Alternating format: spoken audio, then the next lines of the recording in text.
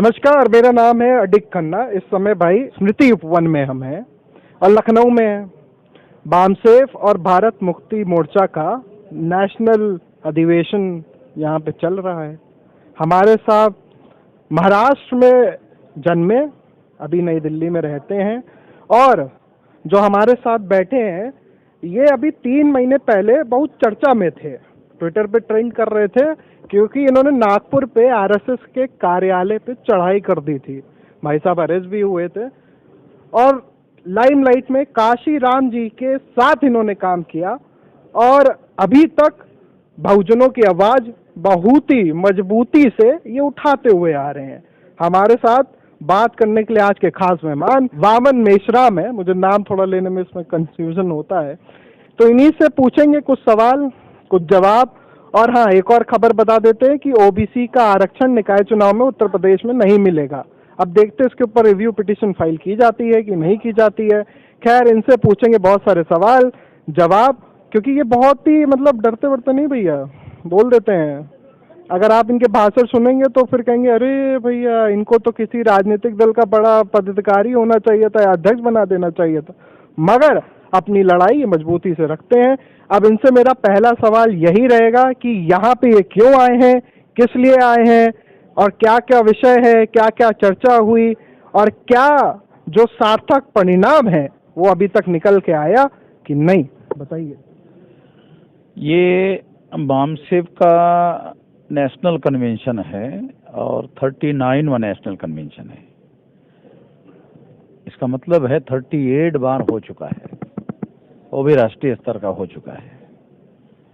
और 2 दिन का वो अधिवेशन 24-25 को हो चुका है। 26, 27, 28 3 दिन भारत मुक्ति मोर्चा नाम का जो संगठन है, जो आंदोलन करने के लिए बनाया गया है, जिसके बैनर के तहत आरएसएस के कार्यालय पर नहीं, आरएसएस के हेडक्वार्टर पर, कार्यालय और हेडक्वार्टर में फर्क होता है, हेडक्वार्टर पर हम लोगों ने 3.5 लाख लोगों का मोर्चा लेकर गए थे और वो लोग लॉक लगाकर भाग गए थे। तो इतना बड़ा मोर्चा था वो, और उसकी वजह थी कि हरियाणा में बीजेपी की सरकार है, उन्होंने वहाँ हम लोगों को कार्यक्रम करने के लिए मना कर दिया, संवैधानिक आर्टिकल 19 के तहत अधिकार होने के बावजूद भी। मगर हमने उनको उसी समय चुनौती दी थी कि ये आपको महंगा पड़ेगा, और हम निर्णय उसी समय घोषित किए कि आरएसएस के हेडक्वार्टर पर मोर्चा निकालेंगे। तो ये उसी संगठन का ये 3 दिन का अभी राष्ट्रीय अधिवेशन चल रहा है भारत मुक्ति मोर्चा का। तो ये अभी 500 से ज़्यादा जिलों में कार्यरत है। छोटा मोटा संगठन नहीं है, जैसे schedule caste, schedule tribe, backward class के संगठन होते हैं, ये उस तरह का संगठन नहीं है। ये कैडर बेस ऑर्गेनाइजेशन है और ये बहुत बड़ा संगठन है। इसी से आप अंदाजा लगा सकते हैं कि ये 3.5 लाख लोग वहाँ पर हम लोगों ने 45,000 तो वहाँ डिटेन करके ले गए थे पुलिस वाले। मुझे भी वहाँ डिटेन किया था और आखिरकार वो पुलिस कमिश्नर को मेरे पास ही आना पड़ा, क्योंकि वो 3.5 लाख लोग काबू में नहीं आ रहे थे। मेरी मदद उनको लेनी पड़ी। तब जाकर हमने उन्होंने जब हमारी बातों को स्वीकार किया, उसके बाद ही हम लोग जो है इस आंदोलन को आगे बढ़ाने के लिए अभी हम लोग तत्पर है, और 2025 तक ये 6,000 तहसीलों में पहुंच जाएगा और 2030 तक ये 6 लाख गांव में पहुंच जाएगा। इतना बड़ा आंदोलन होगा। 6 लाख गांव में पहुंचने के बाद 15 करोड़ लोगों को सड़कों पर उतारा जाएगा। इसकी तैयारी चल रही है, ये उसी का हिस्सा है।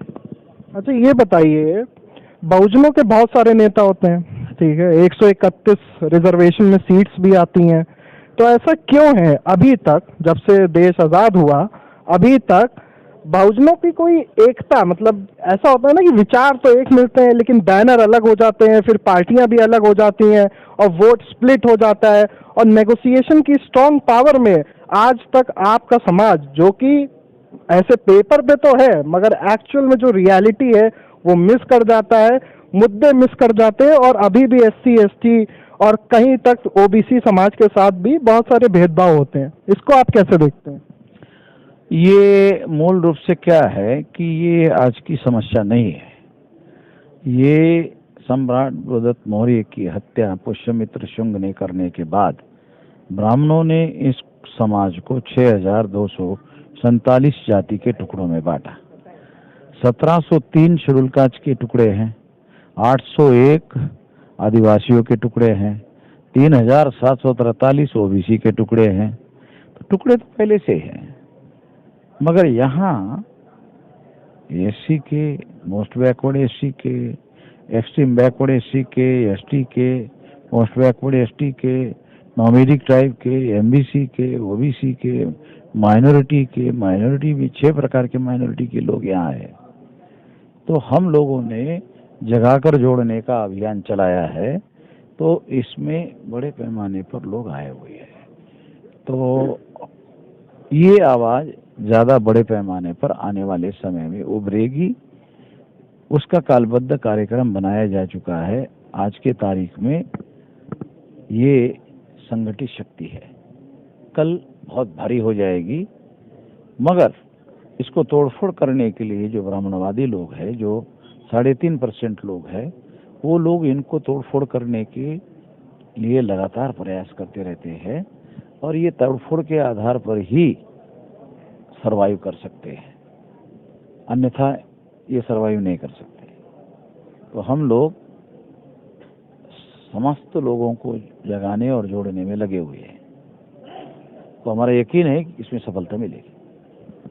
बीजेपी, भारतीय जनता पार्टी और इंडियन नेशनल कांग्रेस, दोनों को आप जो है क्या कहते हैं, हमेशा अपने रडार पे लिया करते हैं कि भाई इन्होंने ये कर दिया, इन्होंने वो कर दिया, कभी राजस्थान कभी उत्तर प्रदेश। तो आप ये बताइए, आप इतने साल से मोर्चे में हैं और क्या कहते हैं, राजनीति को भी बहुत खूब समझते हैं, दोनों के एक ही पैमाने पे रेट करेंगे कि दोनों में से कौन बेहतर है, या दोनों में से सब एक ही है, बस चाल ढाल बदल जाते हैं या एक्सचेंज स्प्लिट कर जाते हैं? दोनों संगठनों को ब्राह्मणों ने बनाया है, तो उनकी कार्य प्रणाली में विभेद है, उनके उद्देश्य में कोई फर्क नहीं है। वो दोनों के दोनों ब्राह्मणों का वर्चस्व चाहते हैं, तो उनके रणनीति में, कार्यप्रणाली में थोड़ा सा बदलाव है, मगर उद्देश्य तो दोनों का हमारे विरोध में है। काशीराम जी कहा करते थे, एक नागनाथ है तो दूसरा सांपनाथ है, दोनों के पास जहर है, और ये जहर बहुजन समाज के लोगों को, एससी एसटी ओबीसी को घातक ठहरने वाला जहर है। इससे सावधान रहने के लिए उन्होंने चेतावनी लोगों को दी। यही काम हम कर रहे हैं। तो इस मौके पर यही कहना चाहते हैं। अच्छा, ये बताइए, जैसे बीएसपी थी और अभी एक नई पार्टी आई है, एक युवा तर्क के नाम से मशहूर है वेस्टर्न यूपी में, चंद्रशेखर आजाद रावण। तो इन दोनों के बारे में आपकी क्या राय है कि मतलब मायावती रावण की, अब मायावती बस अब वो अपनी एंड की ओर है राजनीति उससे, और रावण अभी अपनी स्टार्टिंग में है, और रावण को लगता है कि वो कुछ कर पाएगा है, या कभी जरूरत पड़ी आपकी पार्टी को तो उससे कंसोलिडेट करके चुनाव लड़ेगी? चंद्रशेखर रावण जो है, हमको मिलने के लिए 2-3 बार आए थे। रहा मायावती का, तो पिछले विधानसभा के चुनाव में मायावती का एक एमएलए चुनकर आया, वो भी छोड़कर चला गया। मायावती का एक भी एमएलए नहीं है। 2024 में लोकसभा का चुनाव है। इस चुनाव में मायावती का पॉलिटिकल करियर और कमजोर होगा, और 2019 में तो पूरी तरह से सूरज अस्त हो जाएगा। अब वो उसका कोई भविष्य नहीं है। ऐसा क्यों है कि उनका कोई भविष्य नहीं है? काशीराम साहब के साथ थी, मजबूत नेता थी, और 20 साल के अंदर काशीराम जी ने उनको बड़ा बनाया था। काशीराम जी के पैट्रोनेज के तहत वो बड़ी बनी, और जब से काशीराम जी का देहावसान हो गया, उसके बाद से ही उनका डिक्लाइन शुरू हो गया। आपने काशीराम जी के साथ काम किया, 5 ऐसी खूबी बताइए जो काशीराम जी को एकदम ताकतवर और लीग से हट के नेता बताती हैं। काशीराम जी पहले व्यक्ति है जो फुले शाहू अम्बेडकर के आंदोलन में कैडर बेस ऑर्गेनाइजेशन बनाने वाले पहले व्यक्ति है, ये खूबी है उनकी। दूसरी बात, काशीराम जी पहले व्यक्ति थे जिन्होंने ये चीज को पहचाना कि जो SC ST OBC के पढ़े लिखे कर्मचारी है, ये हमारा स्वाभिमानी स्वावलंबी आंदोलन खड़ा करने में मदद कर सकते हैं। ये दूसरी खूबी। तीसरी उनकी खूबी ये थी कि वो बहुत बेहतरीन ऑर्गेनाइजर थे, बेहतरीन कुशल संगठक थे। चौथी बात यह है कि उनके अंदर बाबा साहब आम्बेडकर के बाद जो नेतृत्व गुण होना चाहिए वो उनके पास बहुत ज्यादा थे। और पांचवा बात यह है कि राजनीति में बाबा साहब आम्बेडकर जो करना चाहते थे वो उन्होंने प्रयोग करके सिद्ध करके दिखाया। आजाद भारत में बाबा साहब आम्बेडकर के बाद वो पहले व्यक्ति थे। ये 5 विशेषताएं। अच्छा ये बताइए, जैसे अभी उत्तर प्रदेश में जैसे ओबीसी है, तो ओबीसी ने कहीं ना कहीं तक बीजेपी को सत्ता के दहलीज तक पहुंचा दिया और बहुत मजबूती से उसका सपोर्ट किया। मगर आज का निर्णय आया कि भैया निकाय चुनाव में कुछ नहीं मिलेगा, अब सारी सीटें जनरल हो गई। तो आपको क्या लगता है कि आने वाले वक्त में SC ST के साथ भी ऐसा ही कुछ करने की प्लानिंग है इन लोग की? नहीं, यदि ऐसा इलाहाबाद हाई कोर्ट ने किया है तो ये मामला सुप्रीम कोर्ट जाएगा, गया भी हो गया अभी तक। और अगर किसी ने नहीं ले गए तो हम ही लेके जाएंगे। हमें ये कोर्ट का निर्णय मंजूर नहीं है।